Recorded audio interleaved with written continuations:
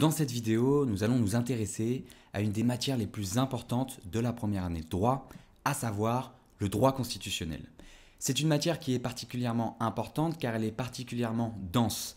Elle est étudiée à la fois sur le premier semestre de la première année, mais à la fois sur le deuxième semestre. Et c'est là tout le problème, puisque de nombreux étudiants vont mettre du temps avant de se plonger, avant de découvrir la matière de droit constitutionnel. Et vont prendre du retard.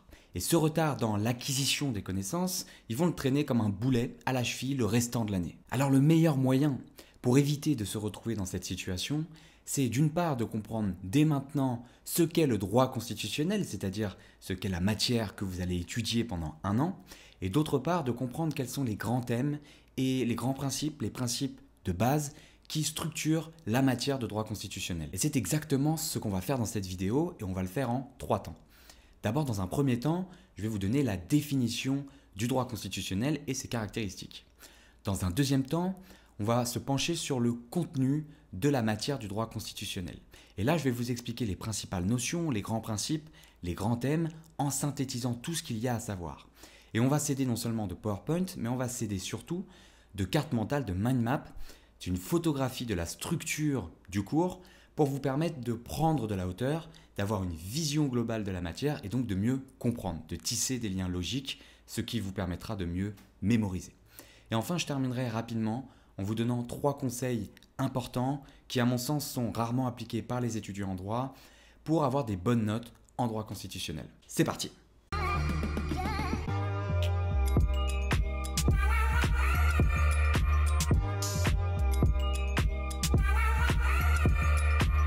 Le droit constitutionnel. Le droit constitutionnel, c'est l'ensemble des règles juridiques qui ont pour objet la création, l'organisation et l'exercice du pouvoir politique. Alors la politique, on peut le définir comme l'art de gouverner la cité. En réalité, cette définition, elle est un petit peu incomplète, même si je vous invite quand même à la retenir par cœur. Parce qu'on a le droit constitutionnel institutionnel. Ça correspond à la définition qu'on vient de voir. C'est l'étude de la dévolution du pouvoir, de sa création, de son exercice et de sa transmission. Mais on a aussi le droit constitutionnel des libertés qui est plus récent, plus moderne, et ça va consister à étudier les droits et les libertés fondamentales des individus dans leur rapport avec la puissance publique. Et on a aussi le droit constitutionnel normatif, où là l'objectif ça va être l'étude de la création d'une norme juridique, donc par exemple de la loi, et de son régime juridique. Le droit constitutionnel, dans quel contexte est-ce qu'il s'insère ? Donc le droit constitutionnel, il faut retenir que ce n'est qu'une branche du droit public. Donc vous savez, si vous avez commencé le programme d'introduction au droit, on a une distinction principale entre droit public et droit privé. Et au sein du droit public, on a plusieurs branches, par exemple le droit administratif, le droit international et le droit constitutionnel. En réalité, cette division, elle est quand même à relativiser puisqu'il y a quand même des interdépendances entre ces différentes branches. Évidemment, il y a des règles de droit administratif qui peuvent concerner le droit constitutionnel, des règles de droit constitutionnel qui vont concerner le droit international, etc., etc. On va s'intéresser maintenant au contenu du cours de droit constitutionnel et on va parcourir en fait les grands thèmes, les grandes notions. Alors ce plan-là correspond aux fiches de révision de droit constitutionnel du premier semestre qui sont présentes sur mon site internet. Mais rassurez-vous, dans toutes les universités, le plan est similaire. C'est toujours la même chose et c'est toujours les mêmes thèmes qui reviennent. Donc il n'y a aucun souci avec cette vidéo. Peu importe l'université dans laquelle vous êtes, vous devrez étudier de toute façon ces thèmes-là. C'est possible que le plan soit parfois organisé d'une manière différente avec quelques subtilités, mais globalement, ça sera exactement la même chose. Alors, sachez aussi que là, on voit le programme du premier semestre, mais qu'au deuxième semestre, vous avez encore une matière de droit constitutionnel qui sera l'étude des institutions de la Ve République. Nous, ce qu'on va voir au premier semestre, c'est surtout les grandes notions, les principes fondamentaux, les bases du droit constitutionnel qui vous permettront justement de comprendre votre cours du deuxième semestre. Alors, voyons d'abord le premier thème. Donc, dans le premier thème, on a le cadre du pouvoir politique, en fait c'est l'État, et on va voir 2 choses. Les composantes de l'État, on verra ce que c'est, et les formes de l'État avec l'État unitaire et l'État fédéral et la confédération. Alors, s'interroger sur le cadre du pouvoir politique, c'est se demander qui exerce le pouvoir politique. C'est-à-dire quelle entité concrètement va exercer ce pouvoir politique. Donc il faut d'abord savoir définir ce qu'est l'État à partir de ses composantes. C'est comme ça qu'on définit l'État. Donc à partir d'un élément qui est la population, le territoire en deuxième élément et la puissance publique. Ce sont les 3 critères. Et la puissance publique, c'est la souveraineté de l'État, mais aussi la personnalité morale, c'est-à-dire que l'État est titulaire de la personnalité morale. Et puis, il faudra aussi bien comprendre la distinction entre l'État unitaire et l'État fédéral. Alors, quelques notions importantes que vous allez devoir retenir impérativement. D'abord, ce que c'est que la centralisation. La centralisation, c'est un seul centre de décision politique qui va s'exercer sur l'ensemble du territoire et qui va disposer de la totalité des compétences étatiques. Toutes ces notions, centralisation, décentralisation, déconcentration, concernent uniquement l'État unitaire. Ensuite, on a un autre thème qui est la décentralisation. La France, sachez-le, c'est un État qui est à la fois décentralisé et déconcentré. La décentralisation, c'est quoi ? C'est un transfert d'attributions qui va être exercé par l'État à des collectivités publiques, les collectivités territoriales, donc au niveau des régions, des départements, des communes, et qui vont être chargées de les exercer de façon autonome. En fait, si vous voulez, un État qui est 100% centralisé et qui n'est pas décentralisé, pas déconcentré, c'est impossible. C'est impossible puisque un État qui a une population importante, qui a un territoire important, ne peut pas avoir un seul centre de décision politique et ne transférer aucune compétence à des collectivités publiques. Alors, on peut, le cas échéant, c'est possible, ne pas décentraliser et faire seulement de la déconcentration. Donc la déconcentration, c'est différent de la décentralisation. C'est un processus d'aménagement de l'État unitaire qui consiste à implanter des autorités administratives représentant l'État dans des circonscriptions administratives locales. C'est par exemple le cas des préfets. Alors, on survole rapidement les notions. Le but, c'est justement de vous dire, faites attention, ces notions-là sont importantes et il faudra être capable pour vous de connaître la différence entre la décentralisation et la déconcentration dans ce concept de l'État unitaire. Deuxième thème, l'origine du pouvoir. Donc l'origine du pouvoir, il va falloir s'interroger sur d'où vient ce pouvoir politique, concrètement. Et ça implique de s'intéresser à la notion de souveraineté d'abord, puisqu'en fait la souveraineté, c'est l'origine du pouvoir politique, et au mode d'exercice des pouvoirs issus des théories sur la souveraineté. Alors il va falloir se poser quelques questions. D'où vient ce pouvoir politique et pourquoi la réponse à cette question est si importante ? Donc s'intéresser à l'origine du pouvoir politique, ça va être s'intéresser à la notion de souveraineté, je vous l'ai dit. Il va falloir maîtriser certaines compétences pour ce thème-là. D'abord, il va falloir savoir définir ce que c'est que la souveraineté. On va le voir juste après. Et savoir surtout les différents types de souveraineté. On distingue la souveraineté interne de l'État de la souveraineté externe. Il va falloir aussi bien comprendre les différentes théories sur la souveraineté. On le verra juste après. Et aussi, il va falloir bien comprendre les conséquences de chacune de ces théories sur le type de régime politique mis en œuvre. C'est très important et ça fait généralement l'objet de 2 chapitres différents. Alors, les notions importantes, d'abord la notion de souveraineté. La souveraineté, c'est la détention par l'autorité suprême d'un pouvoir absolu, d'un pouvoir inconditionné, d'un pouvoir originaire et d'un pouvoir suprême. On distingue les théories de la souveraineté populaire et de la souveraineté nationale. La souveraineté populaire, c'est la souveraineté qui va être détenue par le peuple et la souveraineté nationale, celle qui est détenue par la nation. Alors évidemment, il y a plus de détails quand vous allez étudier votre cours, mais il faut retenir ça. Et ces théories de la souveraineté populaire et de la souveraineté nationale ont des conséquences, puisqu'elles vont directement influer, impacter sur le type de régime qui va être mis en place. La souveraineté populaire se concrétise par une démocratie directe ou, le cas échéant, par une démocratie indirecte, puisque la démocratie directe, c'est-à-dire le gouvernement par le peuple, pour le peuple, est impossible pour les États qui ont un territoire important et une population importante. Et puis la théorie de la souveraineté nationale va naturellement plutôt se concrétiser par ce qu'on appelle un régime représentatif. Évidemment, il y a d'autres conséquences, mais c'est la principale distinction à retenir.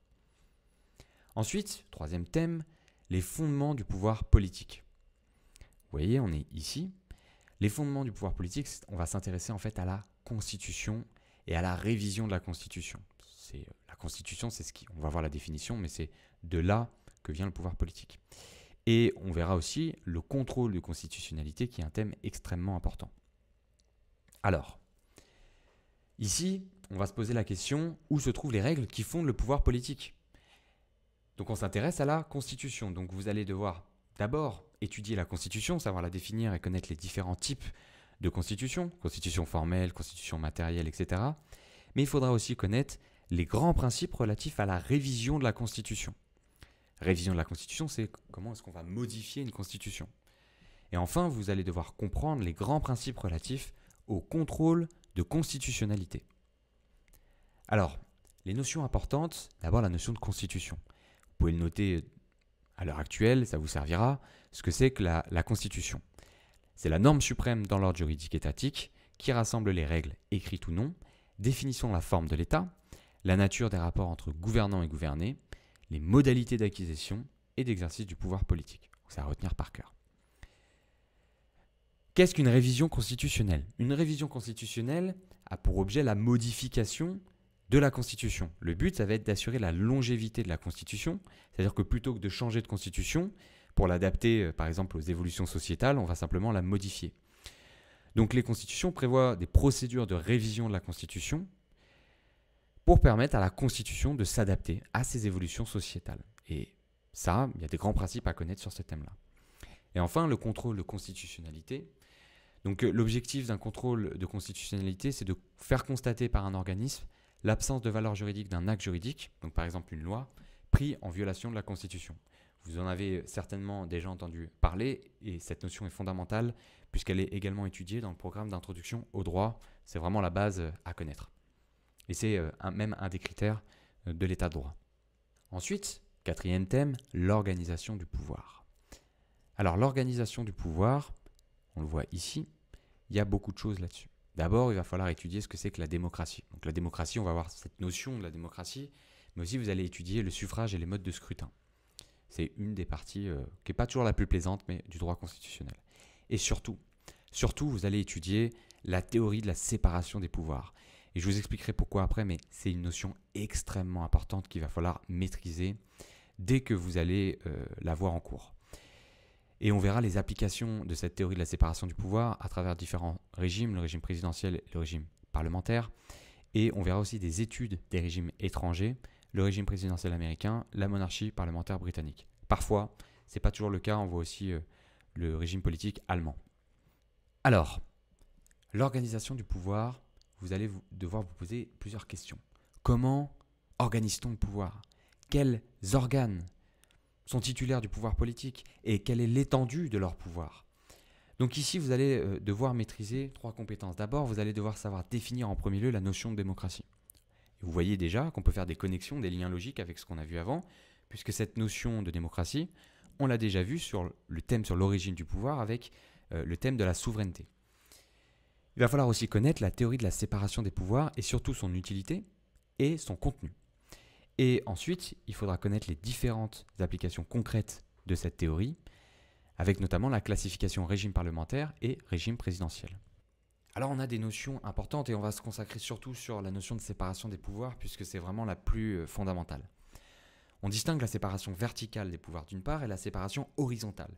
Je ne vais pas vous expliquer ici puisque le but c'est d'être synthétique la séparation verticale. On va parler de la séparation horizontale des pouvoirs. Cette théorie, on cite généralement 3 auteurs, Aristote, Locke et Montesquieu, et on fait généralement référence surtout à Montesquieu. Quel est le contenu de cette théorie? Montesquieu procède en 2 étapes. D'abord, il distingue les fonctions par leur objet. Donc les fonctions, c'est-à-dire les compétences, les attributions, le pouvoir de faire des lois en premier, le pouvoir d'exécuter les lois en deuxième, et le pouvoir de régler les différends, ce qu'on appelle en fait le pouvoir juridictionnel. Et il distingue d'un autre côté les différents organes qui vont être chargés d'exercer ces fonctions. Ça, c'est le premier temps du raisonnement.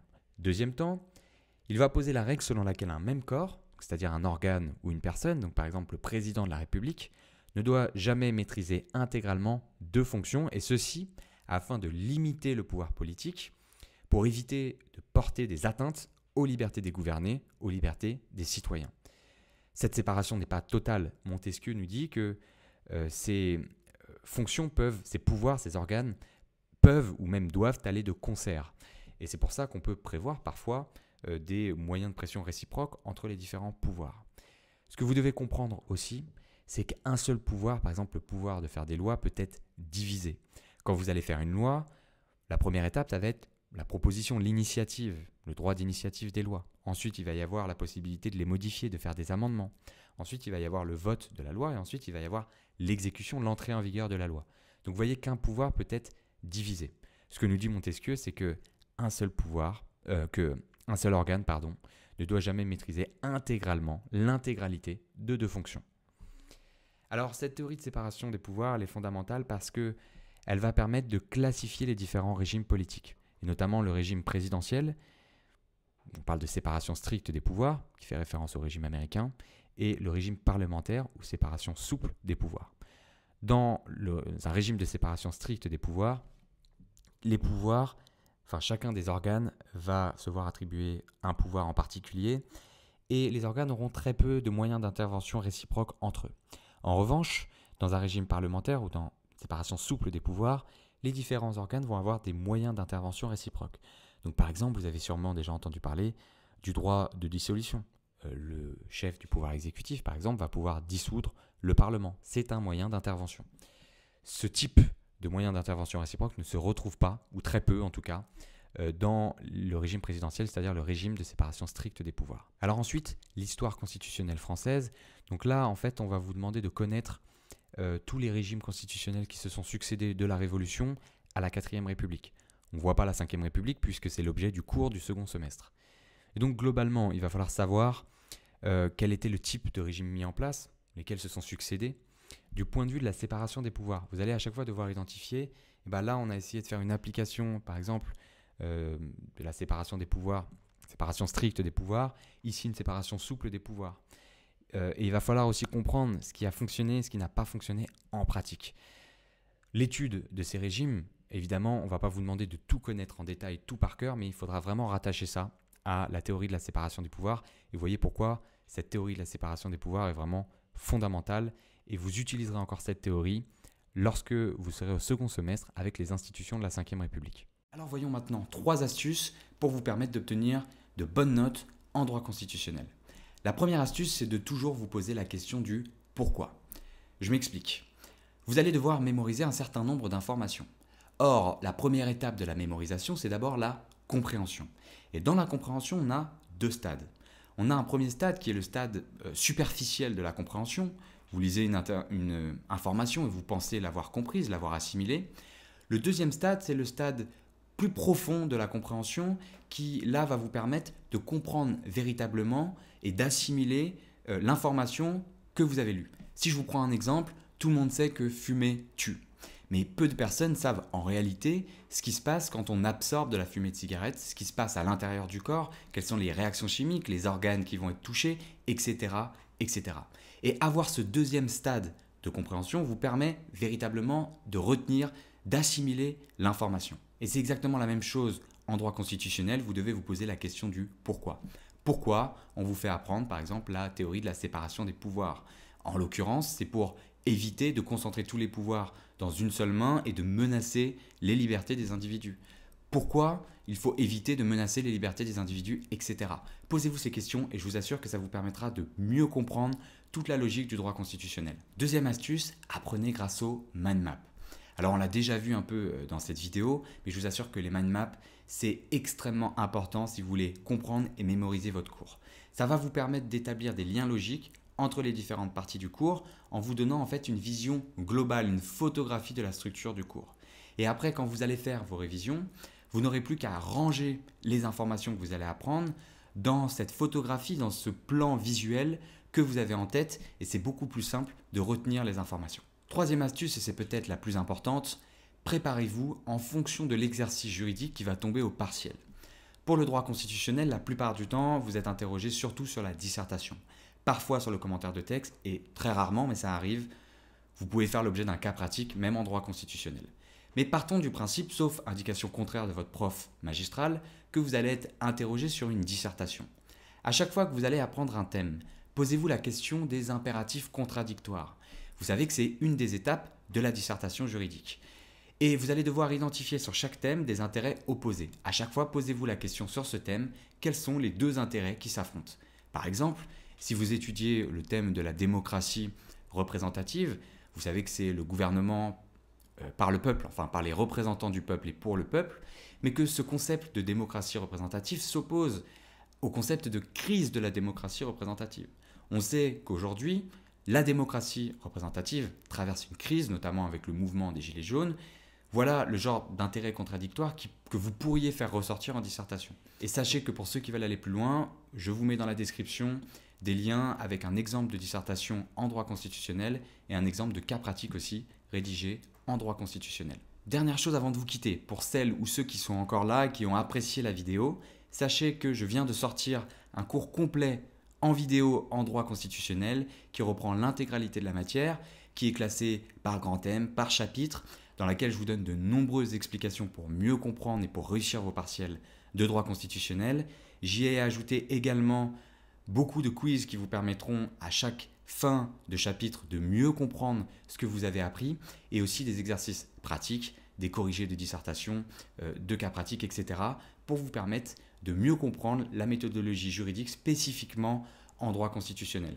Alors à l'heure où je publie cette vidéo, la formation n'est pas encore en ligne, elle le sera très prochainement en début octobre. Et pour ceux qui veulent prendre de l'avance, vous avez toujours les fiches de révision de droit constitutionnel du premier semestre et du deuxième semestre en lien dans la description.